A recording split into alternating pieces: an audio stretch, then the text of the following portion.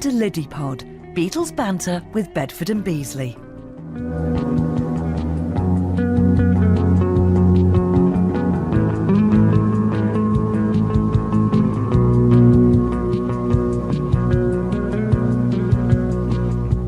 Well, here we are on our next Liddypod podcast. Happy Christmas, Dave. Happy Christmas, Paul, and happy Christmas to both of our listeners. Yes, all of them.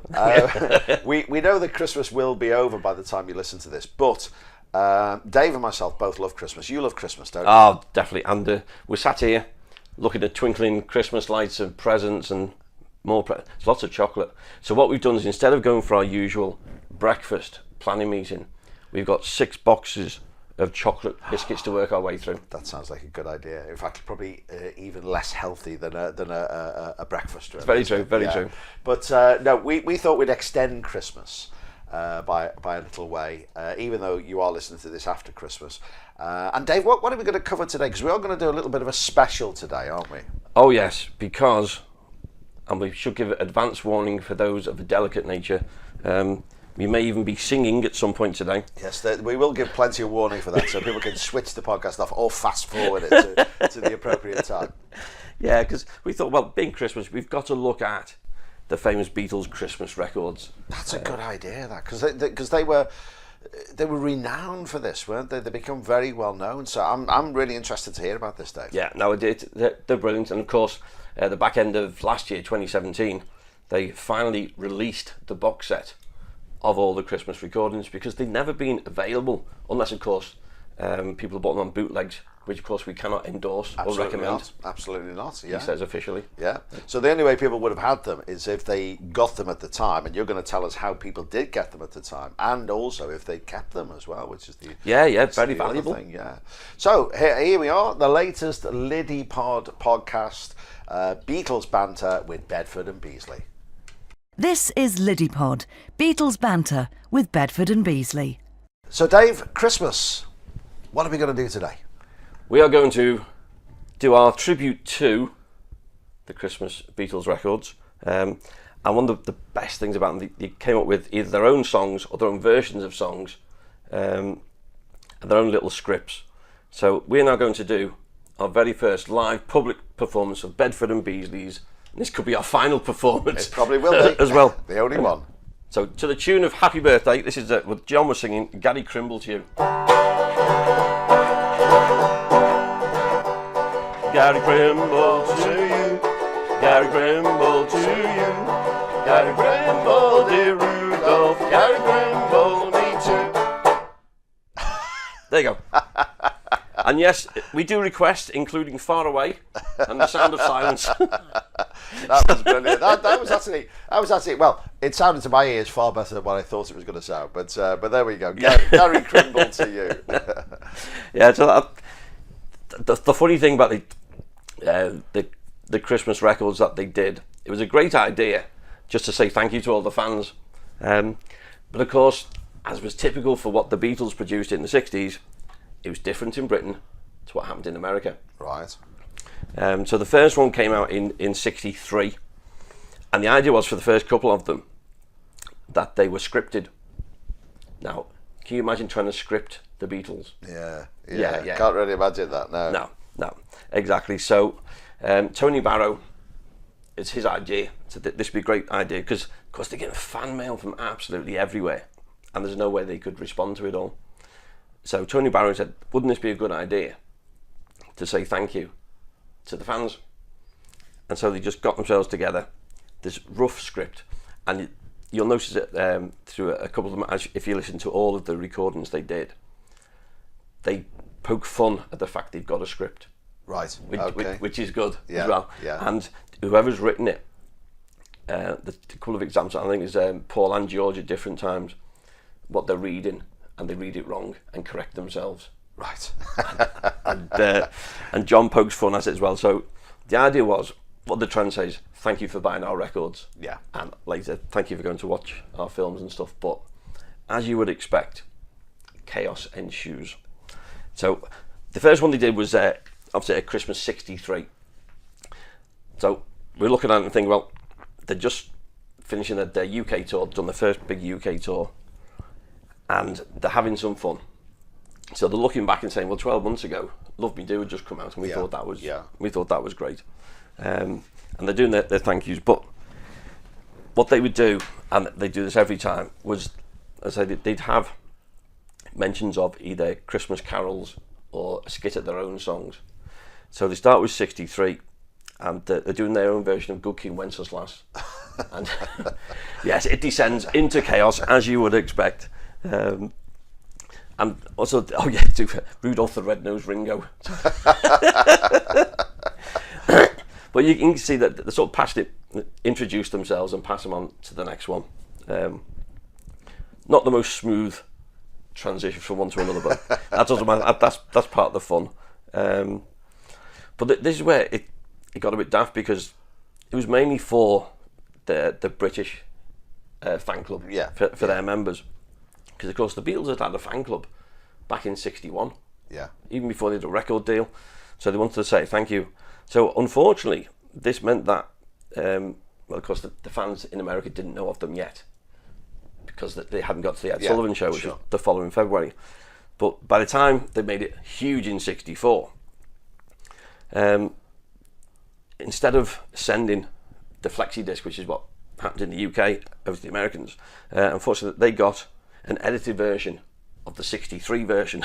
And then after that, they got postcards and stuff. So for the American Beatles fans, they could never truly appreciate and listen to what the British fans got. Just before we go on, Dave, just in case anybody doesn't quite understand, you mentioned the word flexi disc there. Oh yeah, tell us what that is. Flexi disc. These were great. I can still remember these in the 70s. So it looks like a 7-inch single, but the flexi it's on this plasticky thing that bends and moves and stuff, but you can actually play it on a record player. I don't know if you remember this, but you remember that there's some records when you put them on your record player and it was still jump, so you put a penny or two. That's right. On top of the stylus. arm. So you had to do that with these flexi discs. So they were easy to send out. They were easier to mass produce, and obviously wouldn't cost as much to send. Yeah, true. The wafer thin. So that's what the British fans got. These little flexi disc things. And that started in 63. Yeah. So the very first one they sent out was 63. So it lasts about 5 minutes, and it's Tony Barrow, I say, because he did like all the PR at that time. He did the sleeve notes for their albums, and he's a clever guy, was Tony. But yeah, they don't pay the greatest attention to the script. I think it's funny when you get into, of course, by the time they do the one at Christmas 64, the world is different, and in a moment we're going to look at Christmas for the Beatles from the start of the Quarrymen right through, and just see how their career changed. But yeah, so that's where you start to get some of the Gary Crimbles and stuff start popping up. It's a lovely bit, and it's because Paul says to John, "Oh look, somebody's written this." So this is where they start skitting at the script, and John says, "Oh, somebody's bad hand wrote it." Now, you know, he's like playing with words. John was just brilliant for it. He was saying, "It's been a busy year, Beatle peoples, one way and another, but it's been a great year too. You fans have seen to that. Page 2. So he's actually saying, I just love the way that even when you're trying to script them, they'll just make a joke. They weren't playing. No. They'll make an absolute joke out of it. Even if you listen to 63, then you listen to the 64 recording, they're much more relaxed. Right, okay. And it's much more anarchic, which is them. Yeah. I don't know about you, but I know this will come up a number of times, but you can hear the influence of the Goon Show. Really, in the recordings, because they were such big fans, weren't they? Oh, they're huge fans. And I always say to everybody, go and look up the Goon Show. You know, if you want to know where a lot of the Beatles humour came from, you've got to say, one, it's definitely the Goon Show, because that started properly on a big scale, early 50s. All the lads listened to the Goons, and it was the kind of thing. I know for me, it was Monty Python. You know, every year has their particular choice, and in those days, radio was king, and the Goon Show was it. Everybody listened to it. Yeah, and so all the Beatles, they love listening to the Goon Show. Yeah, and it's that interaction where you have got a script, but they go off mad and they do the funny voices, all that kind of stuff. Well, you can hear that when you listen to the Beatles Christmas records.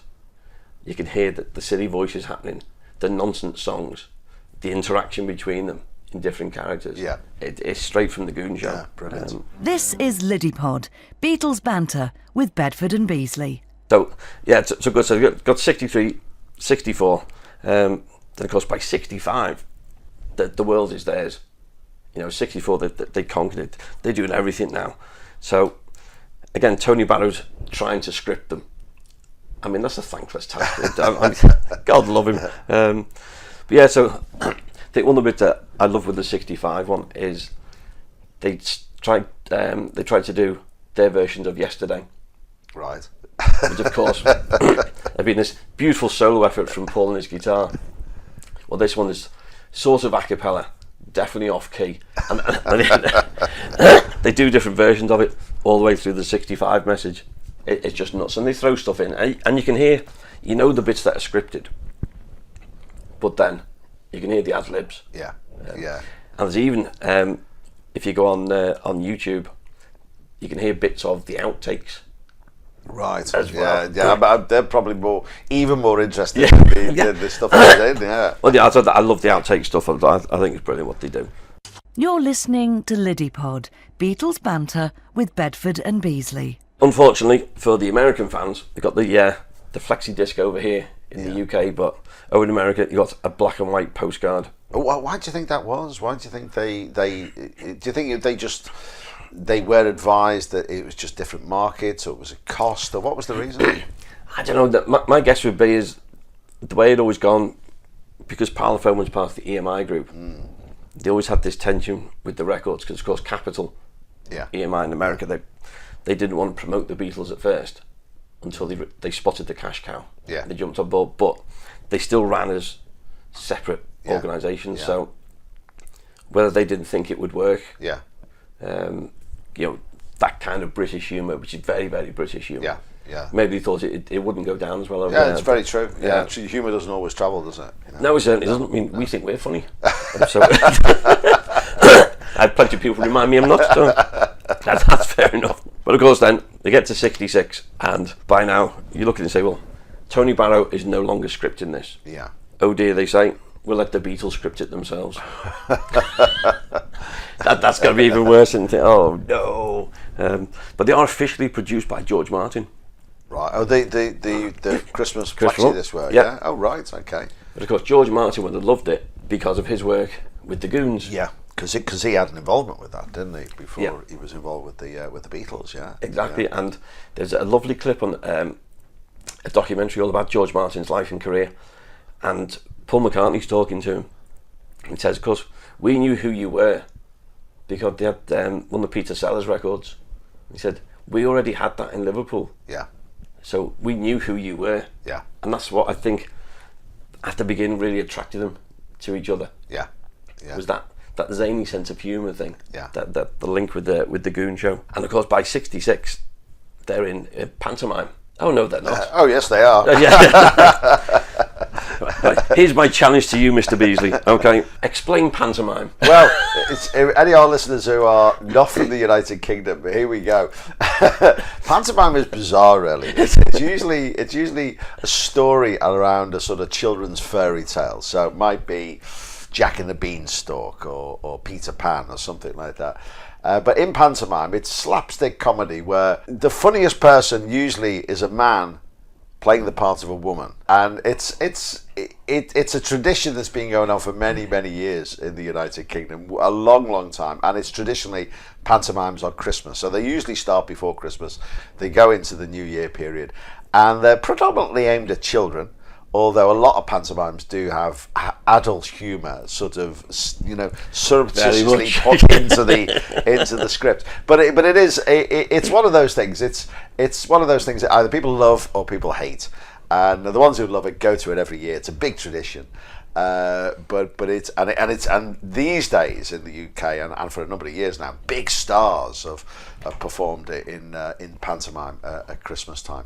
But it is bizarre. It is slightly bizarre, slapstick comedy where men occasionally dress as women, and they usually have the funny role in the pantomime. Definitely. So the Beatles were in pantomime. Oh no, they weren't. Oh yes, they were. Okay. Yeah. No, pantomime. It's a very, very British thing, isn't it? But I know that one of John's treats as a kid was his Aunt Mimi would take him to the pantomime. Yeah. At the Empire. Yeah. So again, yeah, it's hard to explain when you put it down like that. What is pantomime? You really have to see. And if you're not from the United Kingdom listening to Liddypod, the best thing to do is just go on and Google UK pantomime, and you'll see exactly what we mean. Yeah. You'll see exactly what we mean. But the pantomime is huge in the UK. Yeah. Over the Christmas period. Yeah, it's a big tradition, isn't it? So of course the Beatles got into doing pantomime, and of course they did their Christmas shows as well. They were huge things. You know, down in London, they do the Christmas season of their scripted and manic Christmas shows as well. So it was a big thing because Christmas is a huge thing over here, isn't it? So, but it's weird to think now that a band would do a Christmas season and in the sense of a Christmas show. I mean, that is sort of.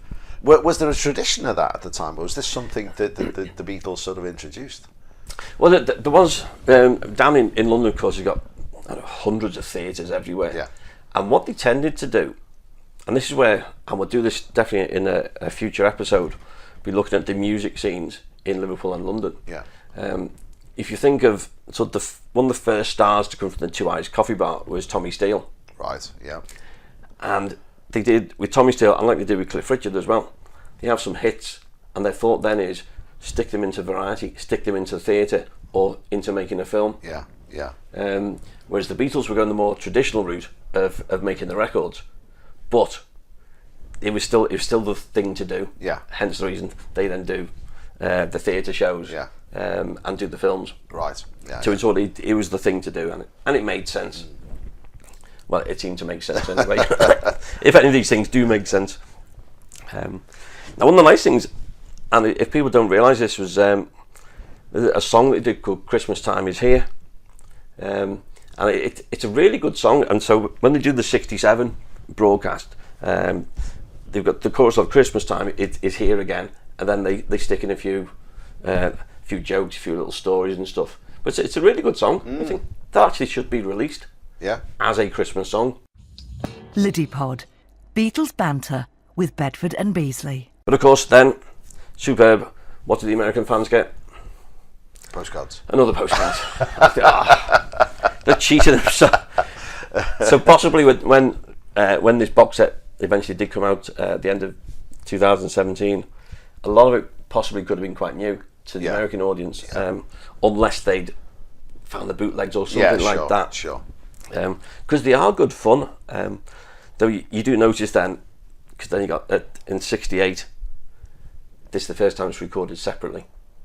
How do you mean by that, Dave? Because instead of all four of them being in one location, so they all recorded their bits separately and edited together. Yeah, threw it in. Yeah, and do you think that was a sign of what was going on at the time? You can sort of tell what was happening with them. Of course, Brian had died in '67. Yeah, they're doing their own solo projects. They've got their own relationships going on. Of course, the tour had finished back in '66. Yeah, so there's less of a structure to what they were doing. Yeah, and I think the tensions were definitely there, but they still wanted to do something because it was a good tradition. Yeah, and this is where they brought in a different producer, and they brought in Kenny Everett. No, that would add anarchy, wouldn't it? Really, it certainly would. And again, for our fans, if you don't know who Kenny Everett is, said look him up. Yeah, zany sense of humour. Again from Liverpool. Liverpool, definitely. Yeah. And he had some wacky shows. Yeah, he really did. He became a very big star on TV, didn't he? His own show. Yeah. On TV. Again, if you're not from the UK, you can certainly find it, can't you, on the internet? Massive star. So they brought him in to produce '68. Yeah, and '69 he did the same thing. And obviously by the end of '69, they're limping over the line before they officially break up. Yeah. Again, Kenny Everett comes out and he tries to drag it together, and again they're recording bits separately. So you can sort of see the way the Beatles' career was going, of where they're up to with their Christmas records. Christmas, yeah, it's an interesting timeline to follow, isn't it? Really, Yeah. from '63 onwards, Yeah. to see how that went in the last couple of years, where they weren't even in the same room doing what they were doing, you know, but still doing it. Yeah, but still doing it.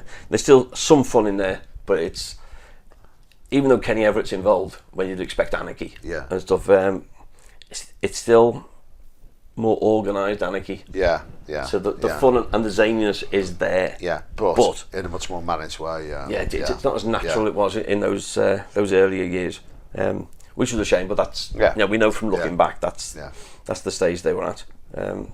So that they were good fun. Again, as we found with the Beatles, they were always trying something new, something different. Yeah, and they wanted to give something back to the fans, because they became so big so quickly. It was impossible to reply to every letter. Yeah. Well, in a way, you know, and it was different times, wasn't it? You know, we didn't have social media, we didn't have instant contact through email and things like that. Yeah. But, you know, you can understand them doing it in 63, 64, 65. But then, you know, if you'd look back and said, well, they stopped it then because they were just too big and they were too busy and they were starting to do other projects, you could have understood them saying, well, we didn't do one after, I don't know, 65, 66, something like that. But they kept going through till 69. Yeah. So good on them. And again, it was something different. It was something funny, and it's nice just to see where the humour came from. Because obviously we've mentioned the Goons, but you know, radio was the thing, wasn't it? Yeah. Television didn't really become popular till mid-50s. And widely available and exactly. all the rest of it, So, I mean, radio was still very much, you know, how people got their entertainment. Well, it is, and if you think of the stars that the Beatles were listening to as they were growing up, Ted Ray, Tommy Handley, Arthur Askey, Rob Wilson, all with, very nice speaking accents, but all, of course, from Liverpool. Yeah. So, the Liverpool humour was there. On the radio. Plus, I think maybe what we've lost in the history is the idea of the variety show. Now, if you look back, and we always do at Christmas, when we were growing up, Christmas was the Morecambe and Wise show. Yeah. You know, and they were huge. But if you look at the stars of that era, they could sing, they could dance, they could do comedy, they could do a bit of everything. And I think that sort of history of variety, of the British variety theatre, vaudeville, what you associated with, that again comes in with what the Beatles were doing. Yeah, true. Very true. And particularly, you see when they do the Christmas records, of throwing in all these little different things, different influences. And they understood radio, because they knew that this would be something that fans would listen to, that they couldn't actually see them. So they knew how to put something together that would be funny just to listen to. Yeah, really good. Beauty of radio. Yeah. You're listening to Liddypod, Beatles banter with Bedford and Beasley. Okay, Dave, we've got our Christmas special today, looking at the Beatles through Christmas glasses. We've been looking at what they did for their fans from 63 onwards, but you're going to chronicle now things that were happening with them right back to 56. Yeah, well, I think it's interesting. It's when we were looking at the Christmas records, and you've seen the progress through the famous career, I was thinking, okay, what were they doing at Christmas time each year? And it shows their progress. So if you think of the Quarrymen, the first group, John put that together in the summer of 56. So by the Christmas of 56, they'd just done their first recorded performance, which was a dance up at Quarrybank Hall, at the Quarrybank School where they were. So there's still a group of friends having a bit of fun, doing a little thing at the interval in the student dance. So it's very, very early days. Fast forward 12 months to 1957, and of course in the July, Paul and John have met for the first time. So Paul's in the group. But by the end of 57, and this is something I found when I was researching my Fab 104 book, is that George Harrison and we thought he joined in February 58. Yeah. Actually joined in December 57. Okay. So by the end of 1957, we've got John, Paul and George in the group. Right. Okay. Most of the original members of the Quarrymen had gone, Yeah. apart from Colin Hanson as the drummer. So that's the end of 57. By the time you get to the end of 58, things had dramatically changed. They'd done their first record at Percy Phillips, Yeah. In Spite of All the Danger. Yeah. Then 3 days after that, John's mum had died. The group sort of meandered to the end of the year. So the end of 58, the group really is just John, Paul and George. And there's the famous occasion, it's George's brother's wedding reception up at the Chilwell Abbey pub. Oh yeah, there's photos of that, isn't Yeah, there? Yeah, it's the photo yeah. of just Yeah. the three of them, and they call themselves J-Page 3. So they're messing around with group names and stuff. So a lot of the other skiffle groups had become rock and roll groups. By this time. Yeah, but not the Quarrymen. Leap forward another 12 months, and we're at the end of 59. They'd opened the Casbah. They were still using the Quarrymen name, then decided to ditch that. They did competition as Johnny and the Moondogs, but still, it was still really just John, Paul and George. Yeah. And they think, now we need to get a group together. So at the end of 59, and creeping into the beginning of 60, is when Stu Sutcliffe joins the group as bass player. Okay.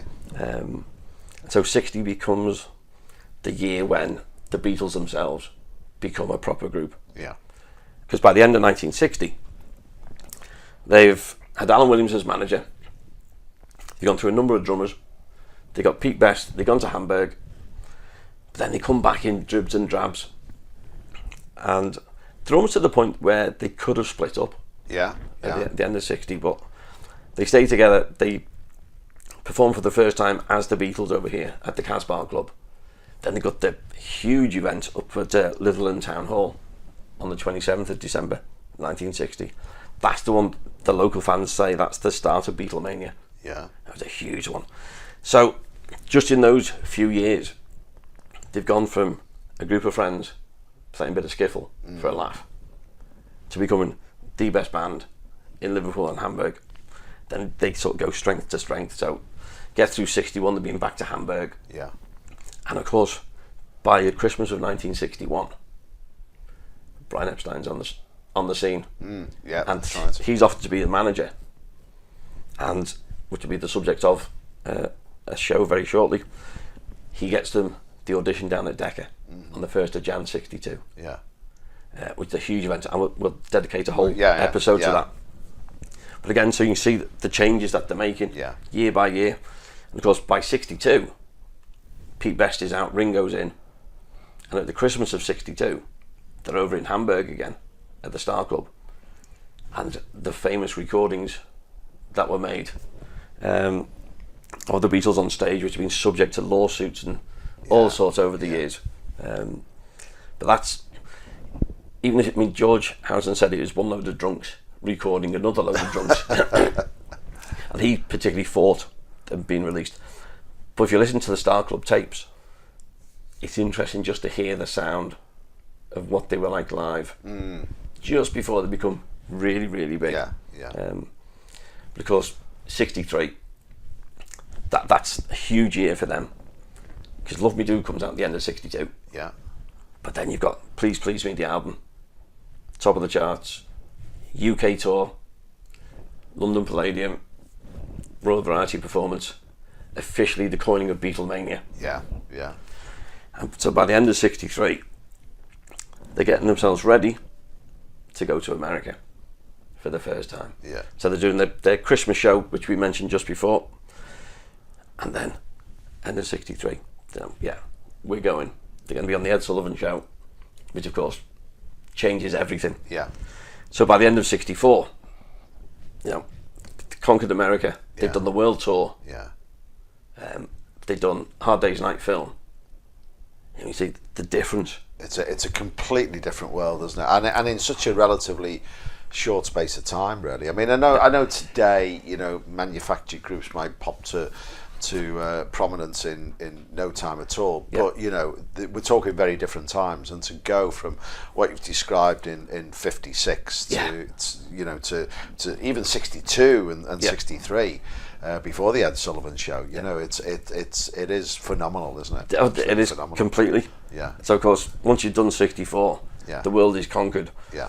You know, on into 65, they're doing the film of Help. Yeah. In full colour, and of course they're still touring. You know, and anybody who says the Beatles were lucky, just go and look at their performance schedule. Yeah.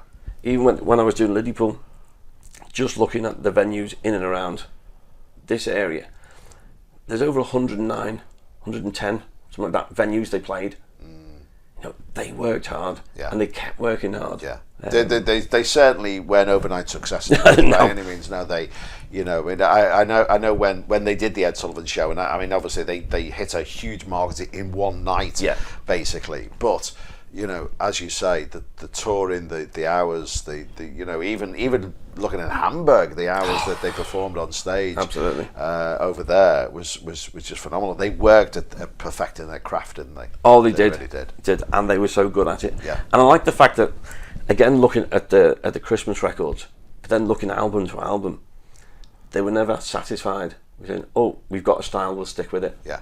Every time they tried to push the boundaries, they tried to do something different. Yeah. And I like the fact that they're always trying to do something for the fans, because as you were saying before, you know, they could have said, "Oh, well, we've done 2 or 3 Christmas discs, let's drop that, let's move on." But even when the band is disintegrating, they're still wanting to do something. Yeah. Because of that tradition that's built up. And I mean, that says an awful lot, doesn't it? Because, you know, again, you think of modern age and probably, you know, modern bands, you know, the fan clubs are run by, you know, commercial offshoots of the record company or whatever. and probably, you know, but they were much closer to it and much closer to what we would consider a real fan. Yeah, absolutely. And by the end of the 60s, probably as close as they could be, given their worldwide fame. Yeah. You know? And I think maybe that's one of those things they missed, is because, you know, before they were mega famous, they were playing, you know, whether you took in the Casbah or the Cavern, any of these clubs, they're quite intimate. Yeah. You know, they're a couple of feet away from the fans. Yeah. And it's suddenly, particularly, you know, looking at 65, you know, there they are stuck in the middle of Shea Stadium. Yeah. All on their own. Yeah. Can't hear a thing, often playing different songs at the same time. I think they missed that connection with the fans, and that's another reason possibly why they wanted to keep that Christmas tradition going. I think in a way, I mean, certainly from what you've told us today, Dave, I think in a way Christmas and what they did at Christmas, certainly from 63 through to 69, was almost like an example of how they saw the role of their fan in their story. Definitely. And I think today there's any form of entertainment, whether it be sport, whether it be music, whether it be theatre, it's almost like these people, you know, sometimes you feel they're paying lip service to their fans, to the people who are buying their product, coming to see them or whatever. But I think what you're saying here, Dave, is certainly from that 7-year period, you know, the 7 years of 63 to 69. It almost is an example of the way they saw the fan. Yeah, I think so. I think you're completely right, because they were close with the fans before they became famous.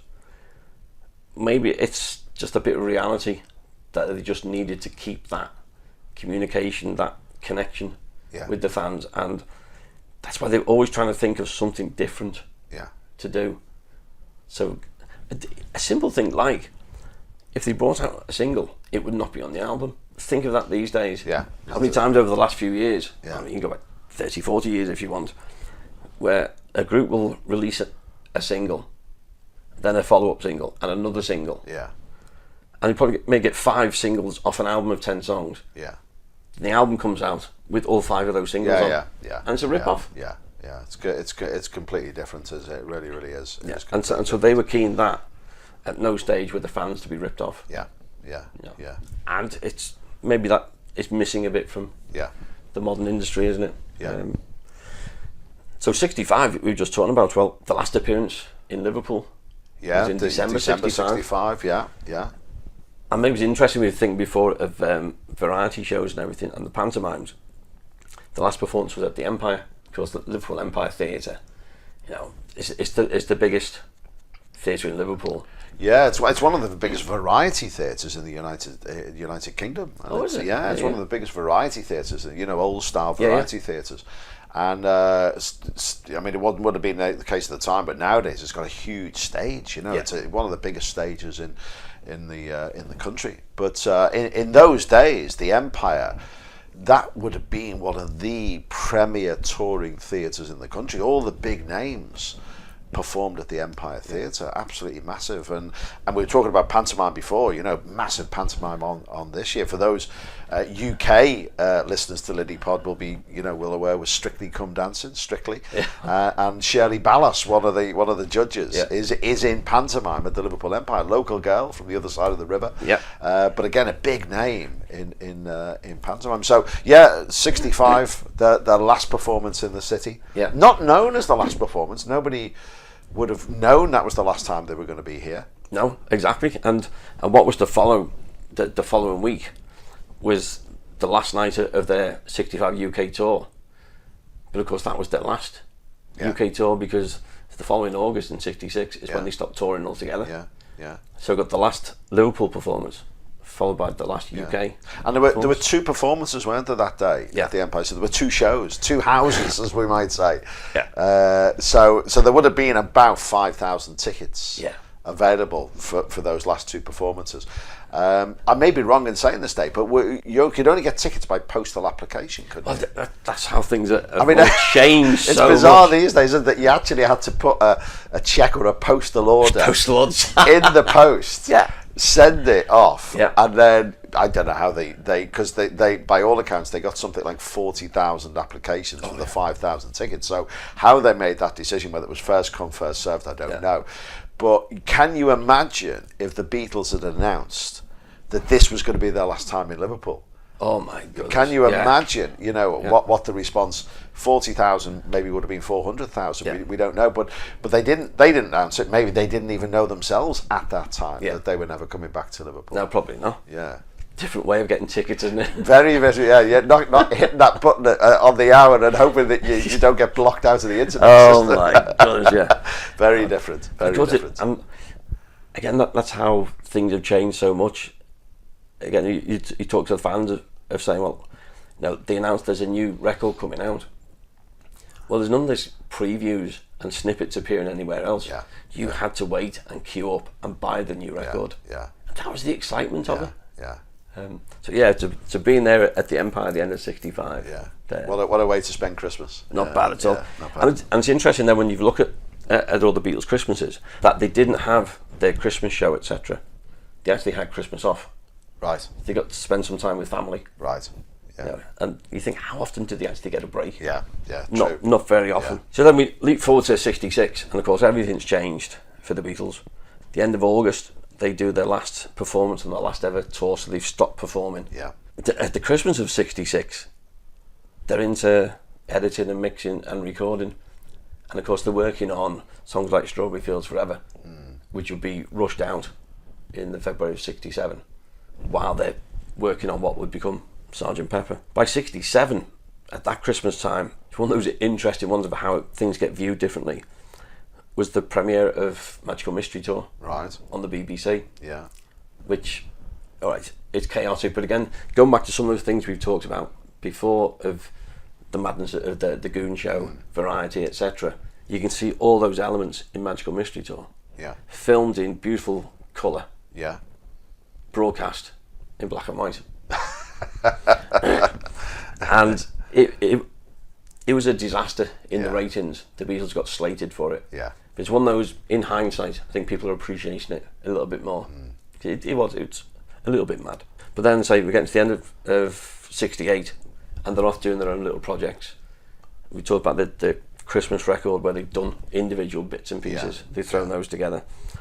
And of course, by 69, but they are limping to the end of their career. They're still trying to knock out Let It Be, which was, again, chaotic, and in some ways they'd lost interest. They'd recorded and handed it over, and Glyn Johns had a go, and I don't know, just somebody do something with it. Phil Spector comes in, does his bit. So they were limping to the end, unfortunately, of their career.